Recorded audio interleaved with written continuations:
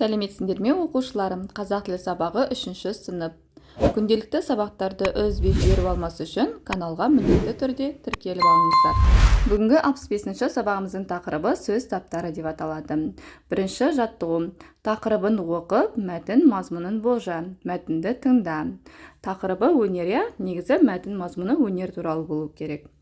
Өнер адам баласының жасампаздығын білдіреді. Жасау, құру, өндіру деген мағынадан туындайды.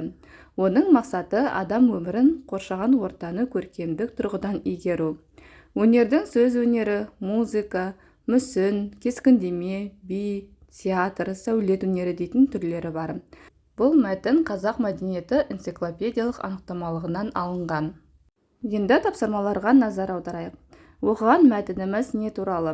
Бірінші өнер түрлері туралы дейді, екінші өнер және оның мақсаты туралы дейді. Әрине, екінші түрі өнер және оның мақсаты туралы. Келесі тапсырма: өнердің мақсатын сен қалай түсінесің? Сұрағы бойынша бір-бірімен ой бөліс. Өнердің мақсаты адам баласына музыка бойынша, би бойынша, сәулет бойынша және театр бойынша жаңадан пайдалы дүниелер жасау болып табылады. Келесі екінші тапсырмада көп нүктенің орнына тиісті сөз табын қойып, мәтінді оқы. Сөздер сөз таптарына қалай топтастырылғанын ойлап көр. Бізде көп нүкте берілген, соның орнына біз қай сөз табы екенін табуымыз қажет. Сені жан-жағыңнан заттар қоршап тұр. Сол заттардың атын білдіретін сөздерді зат есім дейміз. Келесі заттардың қимылын, іс-әрекетін білдіретін сөздер не деп аталады? Дұрыс айтасыңдар, етістік деп аталады.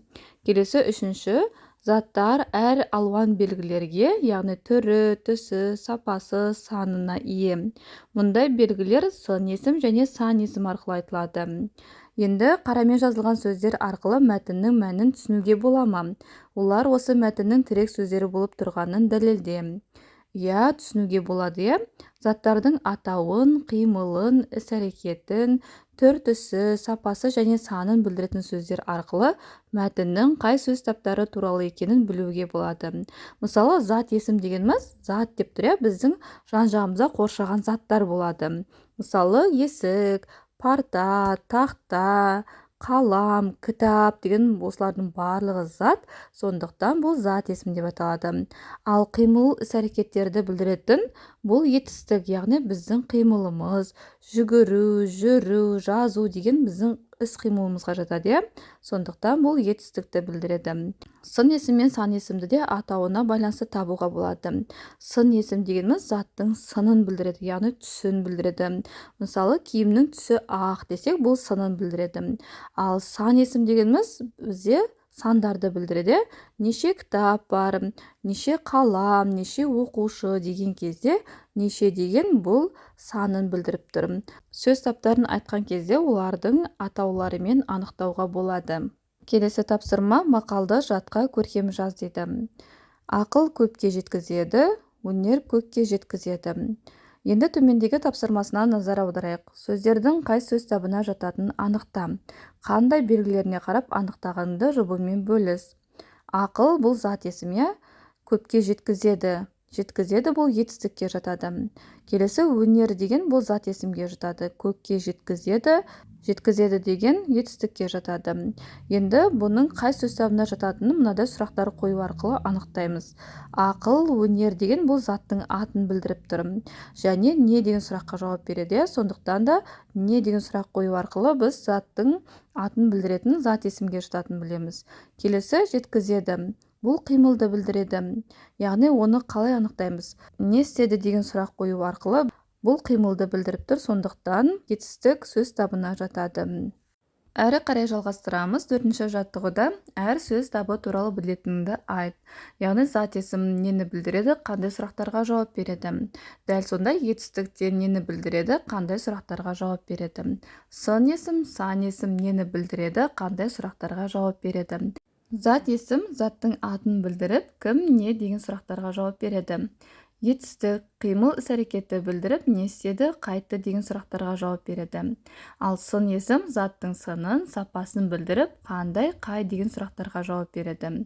Келесі сан есім заттың санын білдіріп, қанша, неше деген сұрақтарға жауап береді. Мінекей оқушылар әр сөз табы өздерінің атауларымен бірдей болып тұр.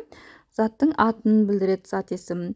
Келесі етістік, қимыл, іс-әрекетті білдіреді. Сын есім өзінің атауы айтып тұрғандай заттың сынын, сапасын білдіреді. Дәл сондай сан есімде өзінің атауы айтып тұр, заттың санын білдіріп, қанша, неше деген сұрақтарға жауап береді. Мінекей оқушылар осы ережені міндетті түрде есімізге сақтап алайық. Әрі қарай жалғастырамыз. Кестені пайдаланып сөздерді сөз таптарына талда дейді. Бізде төменде сөздер берілген. Олар өнер, көркем, эстетикалық, игеру, сомдайды деген. Енді кестеге назар аударайық. Бұл жерде үлгі ретінде бұл зат есім, немесе етістік болса етістік, сын есім деп, немесе сан есім болса сан есім деп жазуымыз қажет. Өйткені бұл зат есім, өйткені ол заттың атын білдіреді және кім, не сұрақтарына жауап береді. Дәл осылай үлгі бойынша толтырып шығуымыз қажет. Бірінші өнер деген сөзді алайық. Өнер бұл зат есім, өйткені ол заттың атын білдіреді. Не сұрағына жауап береді. Келесі көркем және эстетикалық деген екеуі де сын есімге жатады. Сондықтан екеуін бірігіп аламыз. Көркем, эстетикалық бұл сын есім, өйткені ол заттың сынын білдіріп, қандай сұрағына жауап береді. Келесі игеру, сомдайды деген бұл екеуі де етістікке жатады. Сондықтан екеуін бірігіп аламыз.